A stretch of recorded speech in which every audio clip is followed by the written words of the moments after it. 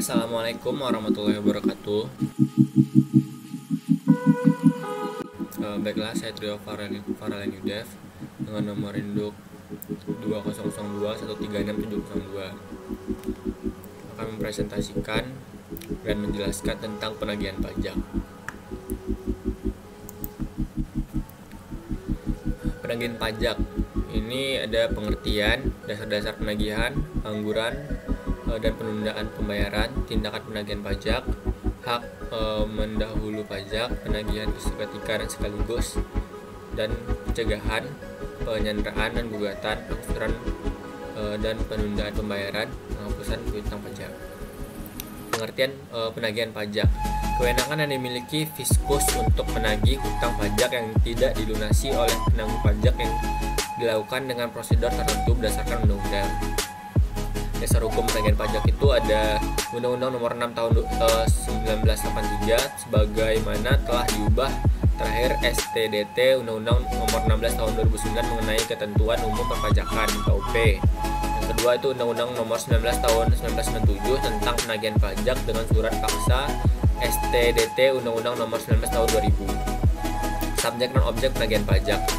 Subjek penagihan pasal 1 angka 3 Undang-Undang Penagihan Pajak dengan surat paksa PPSP penanggung pajak. Yang pertama, orang pribadi atau badan yang bertanggung jawab atas pembayaran pajak. Yang kedua, termasuk wakil yang menjalankan hak dan memenuhi kewajiban wajib pajak. Yang ketiga, menurut ketentuan peraturan perundang-undangan perpajakan. Objek penagihan pajak. Ada dasar-dasar penagihan pasal 18 KUP itu STP, SKPKB, SKPKBT, SK pembetulan, SK keberatan, putusan banding, peninjauan kembali. Lalu ada tindakan tidak dibayarnya utang pajak akan menjadi tunggakan pajak untuk menegakkan ketentuan undang-undang pajak dilakukan tindakan penagihan pajak. Utang pajak. Pajak yang masih harus dibayar termasuk sanksi administrasi berupa bunga, denda, atau kenaikan yang tercantum dalam surat ketetapan pajak atau surat sejenisnya berdasarkan ketentuan peraturan perundang-undangan perpajakan. Biaya penagihan pajak itu ada 6. Yang pertama, pelaksanaan surat paksa. Yang kedua, surat perintah pelaksanaan penyitaan. Ketiga, pengumuman lelang. Yang keempat, pembatalan lelang. Yang kelima, jasa penilai. Yang keenam, biaya lainnya sehubung dengan penagihan. Selanjutnya itu pejabat penagih pajak, penagihan pajak. Pejabat ditunjuk oleh yang pertama Menteri Keuangan, yang kedua Gubernur, Bupati atau Wali Kota. Yang dipilih oleh Menteri Keuangan itu DJP, dalam hal ini Kepala Kantor Pelayanan Pajak. Itu di pusat pajak pusat. Yang oleh Gubernur, Bupati atau Wali Kota itu Kepala Dinas Pendapatan Provinsi atau Kepala Dinas Pendapatan Kabupaten atau Kota. Itu pajak daerah. Tahapan-tahapan WP yang tidak melunasi pajaknya. Yang pertama, surat teguran atau surat peringatan yang pertama. Yang kedua, surat paksa. Yang ketiga, surat penyitaan. Yang keempat, pelelangan. Surat paksa PS 7 PPSP JOPS 15 PMK nomor 24 atau PMK 03 2008. Dengan berkepala demi keadilan berdasarkan ketuhanan yang Maha Esa, mempunyai kekuatan eksekutorial. Yang kedua, kedudukan hukum surat paksa sama dengan putusan pengadilan yang telah mempunyai kekuatan hukum tetap. Itu memuat nama WP dan dasar penagihan, besarnya utang pajak, lalu perintah untuk membayar. Diterbitkan apabila PP tidak dilunasi utang pajak sampai dengan tanggal jatuh tempo dan kepadanya telah diterbitkan ST atau surat peringatan. Lalu terhadap PP sudah dilaksanakan penagihan seketika atau sekaligus, atau PP tidak memenuhi ketentuan dalam keputusan persetujuan angsuran dan atau penundaan pembayaran. Penyitaan dilakukan berdasarkan SPMP jika PP tidak melunasi utang pajak setelah lewat 2 kali 24 jam setelah surat paksa diberitahukan oleh juru sita pajak dengan 2 orang saksi. Penyitaan dapat dilakukan meskipun PP tidak dapat hadir asalkan salah seorang saksi berasal dari Pemda dan BAPS ditandai oleh PP dan saksi. Setiap penyitaan jurusita pajak membuat BAPS ditangani oleh jurusita pajak, PP, dan saksi-saksi. Dalam hal PP adalah badan, maka BAPS ditandatangani oleh pengurus, kepala perwakilan, kepala cabang, PP, dan lainnya. Walaupun PP tidak hadir, penyitaan tetap dapat dilaksanakan. Berita acara pelaksanaan sita tetap mempunyai kekuatan mengikat meskipun PP menolak untuk tanda tangan. Salinan BAPS dapat ditempelkan pada barang bergerak atau tidak bergerak yang disita atau tempat barang bergerak yang disita berada di tempat umum. Atas barang yang disita ditempel segel disita. Tujuan penyitaan itu memperoleh jaminan pelunasan utang pajak dari penanggung pajak. Oleh karena itu, penyitaan dapat dilaksanakan terhadap semua barang penanggung pajak, baik yang berada di tempat tinggal, tempat usaha, tempat kedudukan penanggung pajak, atau tempat lain maupun yang penguasaannya berada di tangan pihak lain.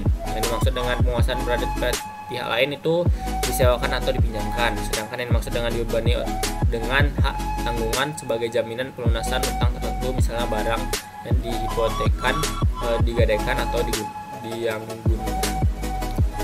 Pasal 15 Undang-Undang Nomor 1997 dikecualikan dari penyitaan dana seperti tertera di bentar. Lalu ada penitipan barang sitaan. Barang sitaan dititipkan pada penanggung pajak kecuali menurut jurusita perlu disimpan, lalu ke kantor pejabat atau tempat lain seperti bank atau pegadaian. Kalau lelang, pengumuman lelang minimum itu 14 hari setelah pelaksanaan penyitaan. Pelaksanaan lelang minimum 14 hari setelah pengumuman lelang. Pengumuman lelang tuh barang bergerak dilakukan sebanyak 1 kali atau barang tidak bergerak dilakukan sebanyak 2 kali. Nilai barang kurang dari 20 juta tidak harus melalui media massa. Kalau pejabat mengajukan permintaan lelang, menghadiri pelaksanaan lelang, itu tuh menentukan dilepasnya barang dan menandatangani risalah lelang. Dan jurusita pajak beserta keuangannya dilarang membeli barang sitaan yang dilelang. Sanksi sesuai ketentuan yang berlaku. Hak mendahulu pasal 21 ayat 1, 2, dan 3 KUP Undang-Undang Nomor 16 Tahun 2000, STB DTD Undang-Undang Nomor 28 Tahun 2007. Seperti ini layar. Pasal 21 ayat 3A Undang-Undang KUP Nomor 28 Tahun 2007 seperti yang ada di layar. Penagihan seketika dan sekaligus. Pasal surat nomor 20 KUP JOPS 6 PPSP JOPS 13 PMK nomor 24 PMK 03/2008. Tindakan penagihan pajak yang dilaksanakan oleh jurusita pajak kepada PP tanda menunggu tanggal jatuh tempo pembayaran yang diliputi seluruh utang pajak dari semua jenis pajak, masa pajak, dan tahun pajak apabila ada hal ini. Ini diterbitkan SPPSS oleh pejabat sebelum surat paksa, yaitu nama WP atau dan PP, besarnya utang pajak, perintah untuk membayar, lalu saat pelunasan pajak. Tindak pencegahan, besar hukumnya pasal 29 sampai dengan 32 Undang-Undang PPSP. Definisinya adalah larangan yang bersifat sementara terhadap penanggung pajak tertentu untuk keluar dari wilayah negara Republik Indonesia berdasarkan alasan tertentu. Syaratnya penanggung pajak yang mempunyai utang pajak sekurang-kurangnya sebesar 100 juta atau diragukan itikat baiknya. Proses pencegahan itu yang pertama KK atau KPPB, lalu DJP, lalu KMK pencegahan, lalu surat KPD Menpres. Penyanderaan pasal 33 sampai 36 Undang-Undang PPSP, pengekangan sementara waktu kebebasan penangguhan pajak dengan menempatkannya di tempat tertentu pasal 1 Undang-Undang PPSP. Penanggung pajak yang punya utang pajak sekurang-kurangnya sebesar 100 juta yang diragukan itikat baiknya. Jangka waktu penyanderaan paling lama 6 bulan, dapat diperpanjang untuk selama-lamanya 6 bulan. Penyanderaan tidak boleh dilaksanakan penanggung pajak, beribadah, sidang resmi, dan pengadilan. Pencegahan penyanderaan terhadap penanggung pajak tidak mengakibatkan hapusnya utang pajak dan terhentinya pelaksanaan penagihan pajak. Pelunasan pajak melalui pelunasan utang pajak melalui pengangsuran dan penundaan. Itu penunggak pajak itu tuh wajib pajak dan penanggung pajak yang memberikan putusan pengangsuran atau penundaan pejabat atas nama Direktur Jenderal Pajak. Ini kita dari pengangsuran dan penundaan. Subjek yang terlibat nih yang di atas ini.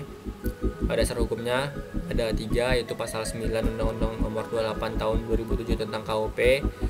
Yang kedua pasal 9-12 Permenku Nomor 184 PMK 03 2007. Yang ketiga Pendirjen Pajak Nomor Cap 38 PJ 2008. Syarat dan alur proses pengangsuran dan penundaan. Kalau definisinya itu pengangsuran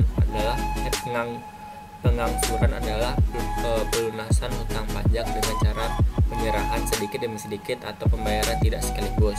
Penundaan adalah penangguhan atau mengundurkan untuk sementara waktu pelunasan baik hutang pajak besar.